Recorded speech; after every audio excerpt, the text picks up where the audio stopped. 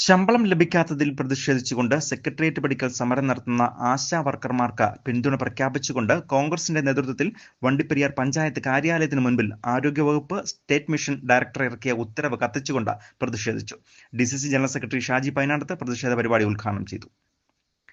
Rainbow news വാർത്തകൾ നിങ്ങൾക്കായി അവതരിപ്പിക്കുന്നത് പവിത്ര ഗോൾഡ്, എന്നും സ്വന്തം.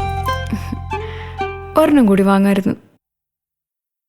മാസങ്ങളായി ശമ്പളം ലഭിക്കാത്തതുമൂലം സംസ്ഥാനത്തുടനീളമുള്ള ആശാ വർക്കർമാർ സെക്രട്ടേറിയറ്റ് പടിക്കൽ സമരം ആരംഭിച്ചു.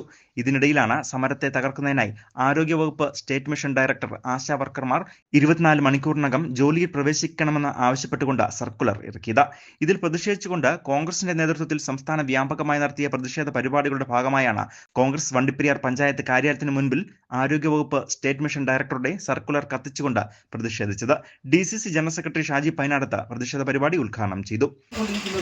ആ സമരത്തെ അട്ടിമറിക്കുന്നതിന് വേണ്ടിയിട്ടാണ് വീണ ജോർജും പിണറായി വിജയനും ശ്രമിച്ചുകൊണ്ടിരിക്കുന്നത്.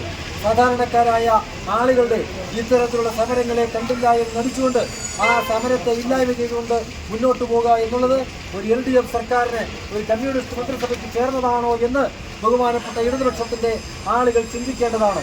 കമ്മ്യൂണിസ്റ്റ് പാർട്ടി എന്ന് പറയുന്നത് സാധാരണക്കാരായ ആളുകളുടെ പാർട്ടിയാണെന്നല്ലേ നിങ്ങൾ പറയുന്നത്?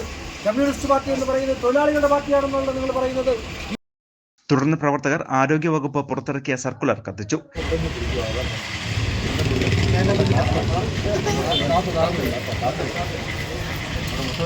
DCC general secretary PA Abdul Rasheed, Congress Vandiperiyar മണ്ഡലം president Rajan Kozhumakkal, INTUC Peermade regional president KA Siddique, നേതാക്കളായ M Udayasooryan, S Ganeshan, N Makesh, K Mariyappan, SN Biju, K Udayakumar, Sebastian Pathyala തുടങ്ങിയവർ പ്രതിഷേധ പരിപാടിയിൽ പ്രസംഗിച്ചു.